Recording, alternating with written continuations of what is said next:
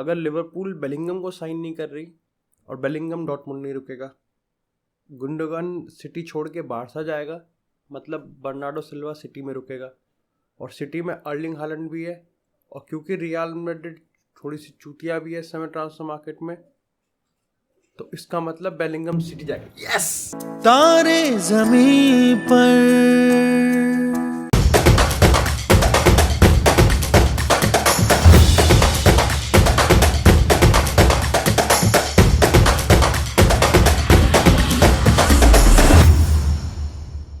Hey guys, Divyansh and welcome back to another episode of football daily.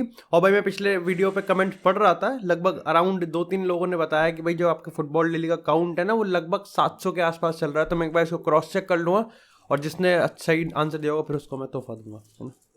मतलब मैं नहीं, आई arrange. लेकिन इसी के साथ यार बात करते हैं आज के एपिसोड की पहली अपडेट की, और भैया आती है यहाँ से बार्सिलोना से। तो भैया बार्सिलोना ने यहाँ पर 2 बड़े ट्रांसफर सीज कर दिए हैं। ऑब्वियसली वो इस चीज़ को ऑफिशियली अनाउंस नहीं कर सकते क्योंकि हमेशा का है ये, तो क्योंकि बार्सिलोना भैया देखो बार्सिलोना का वो वाला हिसाब है। बार्सिलोना पहले घर पे शादी करके बहू ले आती है, लेकिन फिर वो घूंघट उठा के देखते हैं कि बहू है कौन। ये भी यहाँ पर हिसाब ऐसा है कि वायबल है कि नहीं है ये बाद में पता चलेगा, लेकिन पहले साइन कर लिया। अगेन एग्जाम्पल बहुत चुत किया था, बट स्टिल सबसे पहले तो भाई यहाँ पर इन्होंने एथलेटिक बिल्बाओ के जो डिफेंडर है उनको साइन कर लिया, इनिगो मार्टिनेज को 2 साल के कॉन्ट्रैक्ट पे। लगभग मेडिकल भी कंप्लीट है, पिछले महीने किसी पॉइंट पे इन्होंने मेडिकल भी कर दिया था। और यहाँ पर जो 31 ईयर ओल्ड डिफेंडर है भाई, उसके अगर डिफेंसिव स्टैट्स की बात करें तो वो भी काफ़ी ज़्यादा अच्छे हैं। पर्टिकुलरली जावी का ये मानना है कि भैया जुल्स कोंडे, रोनाल्ड अराउजो, क्रिस्टेंसन, इनका बैकअप होना बहुत ज़रूरी है। ऐसे में यहाँ पर अभी अगर इनिगो मार्टिनेज की बात करें तो भैया वो जो कॉन्ट्रैक्ट है वो एज अ बैकअप प्लेयर होगा, लेकिन जो उसका कॉन्ट्रैक्ट है वो इस तरीके से शेपअप किया गया है कि भैया अभी भी उसको ऑफिशियली अनाउंस नहीं कर सकते।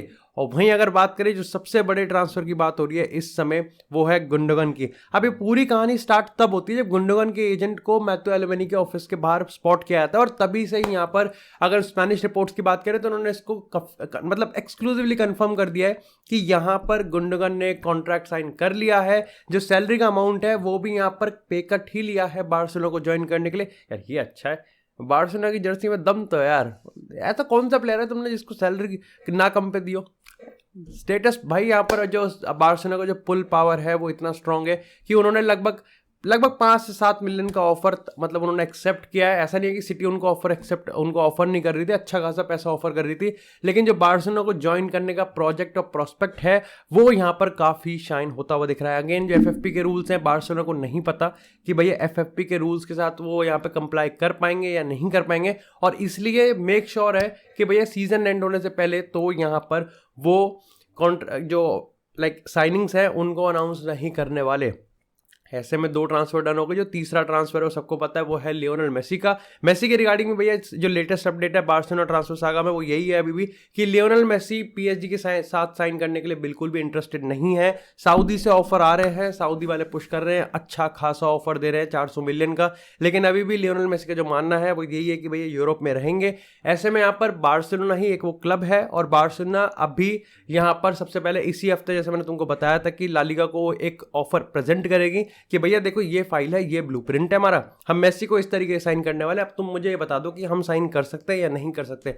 अब अगर ला लीगा कह देती है कि तुम साइन कर सकते हो तो लपोर्ता ये बेरते उसकी गाल पे पप्पी दे के मेसी को ऑफर कराएगा, और अगर ला लीगा यहाँ पर कह देते हैं कि नहीं भाई तुम अभी भी साइन नहीं कर सकते, जाओ घर जाओ, तो फिर ये लपोर्ता यहाँ पर ये बेरते उसकी गाल में डंडा करके फिर भी साइन कर लेगा। मतलब साइन तो करना ही है, अब चाहे ला लीगा कि उसमें हाँ हो या ना हो, बार्सिलोना साइन तो करके रहेगी।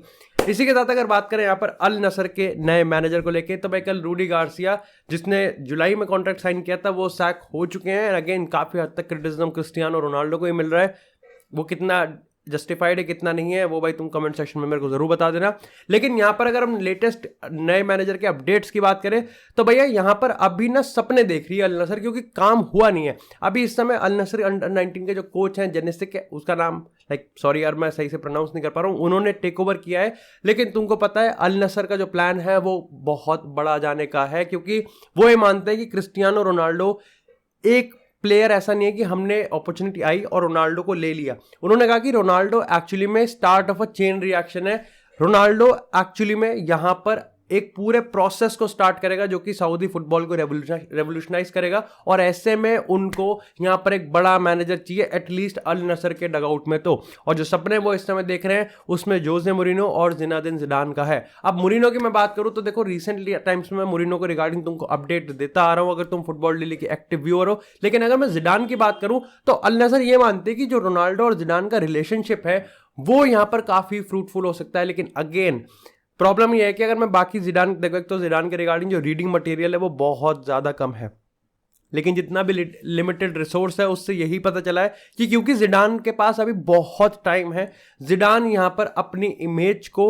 या फिर अपने कॉन्शियस को या फिर अपने एम्बिशंस को एक्चुअली में सऊदी में ट्राई नहीं करने वाला है। उसने रियल मैड्रिड की जॉब को लिया है, उसकी जो नेक्स्ट जॉब होगी वो भी एक यूरोपियन पावर हाउस ही होगी, उससे नीचे कुछ नहीं होगा। जोसे मोरिनो के इवन चाहे रोनाल्डो और जिडान का रिलेशन कितना ही अच्छा हो, अगर हम जोसे मोरिनो की बात करें तो जोसे मोरिनो का जो नेक्स्ट स्टेप होगा वो खुद जोसे मोरिनो को भी नहीं पता अभी, क्योंकि इस पॉइंट ऑफ टाइम पे वो यहाँ पर सिर्फ और सिर्फ रोमा पे बिल्कुल खुश हैं। हाँ, एक अच्छा नाम यहाँ पर ये भी आ रहा है कि जो फायनोर्ड का जो मैनेजर है उसका नाम मैं भूल गया, वो भी इस समय शॉर्टलिस्ट में। और यहाँ पर मार्सेलो गलाडो जो कि रिवर प्लेट के काफ़ी पॉपुलर मैनेजर हैं, वो भी इस समय यहाँ पर काफ़ी अच्छे तरीके से शॉर्टलिस्ट है। तो ये एक मैं बता रहा हूँ ना, अभी अल नसर इस समय ड्रीम कर रही है कि भाई इनको लें, क्योंकि अल नसर को पता है कि एरा गैरा नत्थु गैरा मैनेजर नहीं लाना, यहाँ पर हमको एक बड़ा मैनेजर लेके आना है। बड़े मैनेजर से तुम ये भी एक्सपेक्ट कर सकते हो कि टैक्टिकली बात हो रही है यहाँ पर कि नाम की बात हो रही है, क्योंकि अगेन जब बात रेवोल्यूशनाइज की हो रही है, जब बात सऊदी अरेबिया फुटबॉल को वर्ल्ड मैप पर डालने की हो रही है, तो शायद से यहाँ पर ब्रांड नेम ज़्यादा मैटर करता है।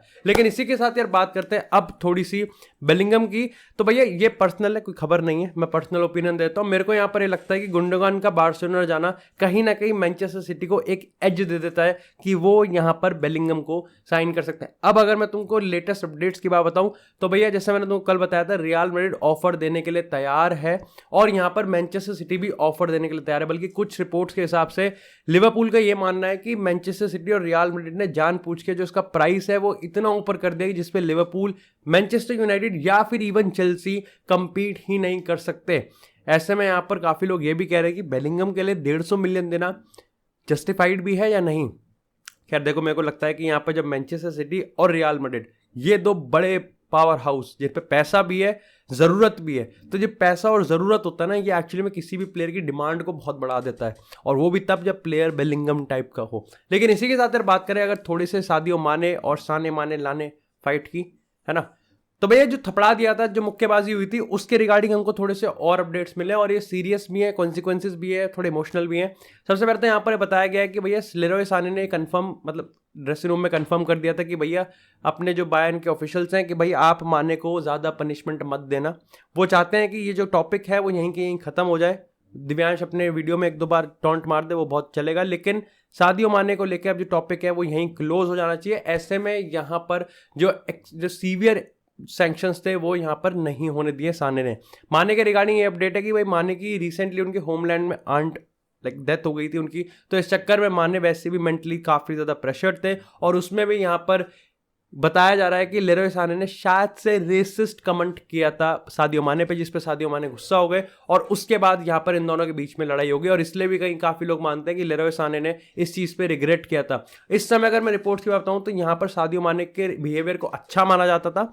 अभी यहाँ पर यह है कि सादियो माने 20 मिलियन की सैलरी पे है और उनकी परफॉर्मेंस ऐसी बिल्कुल भी नहीं आई कि यहाँ पर वो इसको जस्टिफाई कर सकें। ऐसे में जो सबसे बड़ा प्रॉब्लम है और जो सबसे बड़ा सवाल खड़ा किया जा रहा है वो ये कि क्या बार्सिलोना, बायर्न म्यूनिख, मतलब एक तो व्यूज जुबान पे लटके रहते हैं, क्या बायर्न म्यूनिख यहाँ पर माने को सेल करने वाली है। अब देखो इसके रिगार्डिंग अगर बाइल्ड की रिपोर्ट की बात करें तो माने के रिगार्डिंग अगर कोई ऑफर आएगा तो बायर्न उसको सुनना प्रेफर करेगी और इसके पीछे एक रीजन ये भी बताया गया है कि बायर्न एक्चुअली में एक स्ट्राइकर को भी लेके आना चाहती है और वो एक अटमोस्ट प्रायोरिटी के साथ। लेकिन इसी के साथ अगर बात करें अब थोड़ी सी सास बहू के ड्रामे वाले परिवार से यानी कि पेरिस सैन जर्मैन से, तो भाई तुमको पता है पीएसजी में इस समय प्रॉब्लम एक के बाद एक आ रही है। एम्बापे तो खैर थोड़ा सा है, लेकिन एम्बापे का जो इन्फ्लुएंस है वो पब्लिक में काफ़ी नेगेटिवली रिसीव होता है। उसके बाद मेसी का कॉन्ट्रैक्ट, फिर नेमार की इंजरी, इनके खुद के जो डोमेस्टिक और इंटरनेशनल परफॉर्मेंसेज हैं और उसके ऊपर से यहाँ पर गाल्टर पे जो रेसिस्ट केस लगा है। लेकिन इसके रिगार्डिंग यहाँ पर अब क्रिस्टोफर गाल्टर की अगर हम लॉयर की बात करें तो ओलिवर मार्टिन ने कंफर्म किया कि क्रिस्टोफर गाल्टर एक नहीं दो नहीं बल्कि 3 केसेस करने वाले हैं डेफोमेशन के। सबसे पहला केस होगा यहाँ पर फ्रॉनियर यानी कि जो नीस के फुटबॉल डायरेक्टर हैं उनके खिलाफ यहाँ पर केस किया जाएगा। जो दूसरा केस होगा वो होगा यहाँ पर रोमेन मोलिना और एक और जो यहाँ पर जर्नलिस्ट हैं जिन्होंने इस न्यूज़ को ब्रेकआउट किया है, और तीसरा केस होगा जिन्होंने एक्चुअली में उनको डेथ थ्रेट्स दिए हैं। तो इस समय यहाँ पर PSG भी गाल्टर के साथ खड़ी है और गाल्टर इस चीज़ को पर्टिकुलरली बहुत सही तरीके से काउंटर करने वाले हैं कि आपने जो भी बोला है वो गलत बोला है और हम आपको कोर्ट में देखें। लेकिन इसी के साथ अगर बात करें थोड़ी सी लिवरपूल की, तो भाई लिवरपूल में इस समय थोड़ा सा हलचल मच रही है कि भाई सादियो माने को वापस लेके आ सकते हैं क्या? सादियो माने वो प्लेयर जिसके जाने के बाद शायद से लिवरपूल ने जिस तरीके से उसको रिप्लेस करने की कोशिश की अभी तक तो सक्सेसफुल नहीं हुई है। अगर यहां पर एक कट डील प्राइस में माने को लाया जा सकता है तो क्या लाना चाहिए या फिर नहीं?